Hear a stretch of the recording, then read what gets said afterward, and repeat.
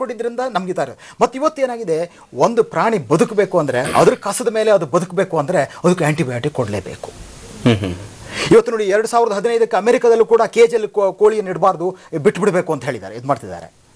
So ನಾವು ಯಾವಾಗ ನಮ್ಮ ಪದ್ಧತಿಗಳು ಏನಿದ್ದಾವೆ ಆ ಪದ್ಧತಿಗಳಲ್ಲಿ ನಾವು ಇವುಗಳು ಈ ಇನ್ಪುಟ್ ಇದೆ, ರೆಸ್ಪಾನ್ಸ್ ಓರಿಯೆಂಟೆಡ್ ಟೆಕ್ನಾಲಜಿ ಅಂತ ಹೇಳ್ಬಿಟ್ಟು ಇದು ಹಾಕಿದರೆ ಅದು ಬದುಕೋದು.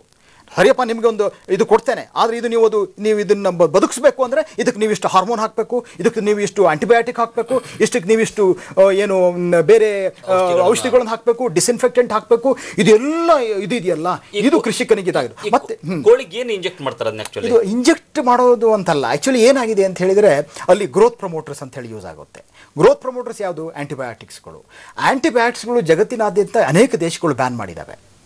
ಆ್ಯಂಟಿಬಯೋಟಿಕ್ಸ್ಗಳು ನಾವು ಏನಾಗ್ತದೆ, ಈಗ ನಾವು ಒಂದು ಕಡೆ ಉಪಯೋಗಿಸಿದಾಗ ಅದರಿಂದ ನಮಗೆ ಮಾಂಸ ಅಥವಾ ಮೊಟ್ಟೆಗಳ ಮೂಲಕ ನಮ್ಮ ದೇಹವನ್ನು ಸೇರ್ಬೋದು, ಅಥವಾ ಅಲ್ಲಿಂದ ನೀರಲ್ಲಿ ಹೋಗಿ ಅಲ್ಲಿ ಸುತ್ತಮುತ್ತ ಬೆಳೆದ ತರಕಾರಿ, ಬರೀ ಕೋಳಿ ಅಂತ ಹೇಳಿದರೆ ಅಥವಾ ಪ್ರಾಣಿ ಅಂತ ಹೇಳಿದರೆ ಅದು ಒಂದು ಮಾತ್ರ ಅಲ್ಲ, ನೀರು ಮಣ್ಣಿನ ಮೂಲಕ ಇದಾಗ್ಬಿಟ್ಟು ಪೊಲ್ಯೂಷನ್ ಆಗಿಬಿಟ್ಟು ಎಲ್ಲ ಕಡೆ ನೀವು ಈಗ ಕೋಸ್ ತಿಂದರೆ ಅದರಲ್ಲಿ ಆ್ಯಂಟಿಬಯೋಟಿಕ್ ರೆಸಿಡ್ಯೂ ನಿಮ್ಮ ದೇಹಕ್ಕೆ ಸೇರ್ಬೋದು.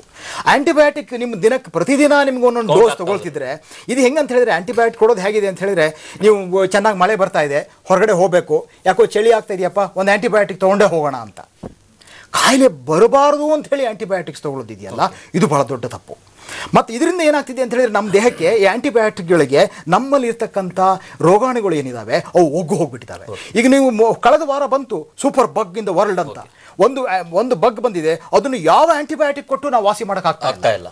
ಓಕೆ ಗೌತಮ್ ಅವರೇ, ಇಂತಹ ಒಂದು ಕೋಳಿ ಮಾಂಸವನ್ನು ತಿಂದರೆ ಇವ್ರು ಹೇಳಿದ್ರು ಏನೇನು ಹಾಕ್ತಾರೆ ಅಂತ ಹೇಳಿ, ಏನಾಗುತ್ತೆ? ಮೇನ್ಲಿ ರೋಗ ನಿರೋಧಕ ಶಕ್ತಿ ಕಡಿಮೆ ಆಗುತ್ತೆ ಬಾಡಿದು. ಓಕೆ, ನಮ್ಮದು ರೋಗ ನಿರೋಧಕ ಶಕ್ತಿ ಸಂಪೂರ್ಣವಾಗಿ ಕಡಿಮೆ ಆಗುತ್ತೆ. ಅಲ್ಲಿಂದ ನಮಗೆ ಡಯಟ್ರಿ ಸಪ್ಲಿಮೆಂಟ್ ಆಫ್ ಫೈಬರ್ ಅಂತೀವಿ. ಫೈಬರ್ ಅದು ನಮ್ಮ ದೇಹಕ್ಕೆ ತುಂಬ ಅತ್ಯುತ್ತಮವಾಗಿ ಬೇಕಾಗಿದ್ದು ನಾರಿನ ಅಂಶ. ಫೈಬರ್ ಅಂದರೆ ನಾರಿನ ಅಂಶ. ನಮ್ಮ ಡೈಜೆಷನ್ಗೆ ಎಲ್ಲದಕ್ಕೂ ನಾರಿನ ಅಂಶ ಬೇಕೇ ಬೇಕು. ಅದು ಕಡಿಮೆ ಆಗುತ್ತೆ. ಇವಾಗ ಸುಮಾರು ಜನರನ್ನು ತಗೊಳ್ಳಿ, ಯಾರೇ ಪ್ರತಿಯೊಬ್ಬನು ಒಂದು ಪೇಷಂಟ್ ಬಂದರೆ ನನಗೆ ಗ್ಯಾಸ್ಟ್ರಿಕ್ ಇದೆ ಸರ್ ಅಂತಾನೆ. ಇಲ್ಲ, ಅವನು ಪ್ರತಿನಿತ್ಯ ಗ್ಯಾಸ್ಟ್ರಿಕ್ಕಿಗೆ ಮಾತ್ರೆ ತಗೊಳ್ತಾನೆ ಇರ್ತಾನೆ.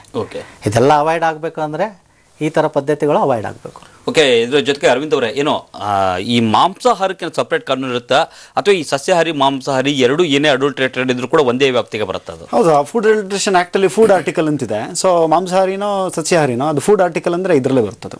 ಸೊ ಅದು ಕೂಡ ಇದ್ರ ವ್ಯಾಪ್ತಿಗೆ ಬರುತ್ತೆ. ಸೊ ಒಟ್ಟಾರೆ ಏನಂದರೆ ಸಾಕಷ್ಟು ಅಂಶಗಳನ್ನು ನಮ್ಮ ಅತಿಥಿಗಳು ತಿಳಿಸ್ಕೊಡ್ತಾ ಇದ್ದಾರೆ. ಮುಂದಿನ ಕ್ಷಣಗಳಲ್ಲಿ ನಾವು ಕೃಷಿ ಸಚಿವ ರವೀಂದ್ರನಾಥ್ ಅವರು ಈ ಎಲ್ಲದರ ಬಗ್ಗೆ ಏನು ಕ್ರಮ ತೆಗೆದುಕೊಳ್ತಾರೆ ಅಂತ ಹೇಳಿ ಅವರ ಜೊತೆಗೂ ಕೂಡ ಚರ್ಚೆ ಮಾಡೋಣ ಒಂದು ಸಣ್ಣ ಬ್ರೇಕ್ ನಂತರ.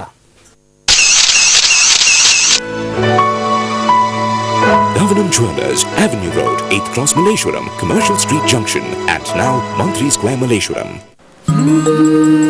Vivel Active Fair. ಈಗ ಗೋಲ್ಡ್ ಪ್ಲೇಟೆಡ್ ಇಯರಿಂಗ್ಸ್ ಉಚಿತ. ಪ್ರತಿಯೊಂದು ಹೊಸ ವಿವೆಲ್ ಆಕ್ಟಿವ್ ಫೇರ್ ನ ಪ್ಯಾಕ್ ನೊಂದಿಗೆ. ಭಾರತದ ಅತಿದೊಡ್ಡ ಗೋಲ್ಡ್ ಲೋನ್ ಸಂಸ್ಥೆ ಮುತ್ತೂಟ್ ಫೈನಾನ್ಸ್ ಅರ್ಪಿಸುತ್ತದೆ ಬಂಗಾರದ ಮೇಲೆ ಗರಿಷ್ಠ ಸಾಲ ಬಹಳ ಕಡಿಮೆ ಬಡ್ಡಿಯಲ್ಲಿ. Muthoot finance, Muthoot M George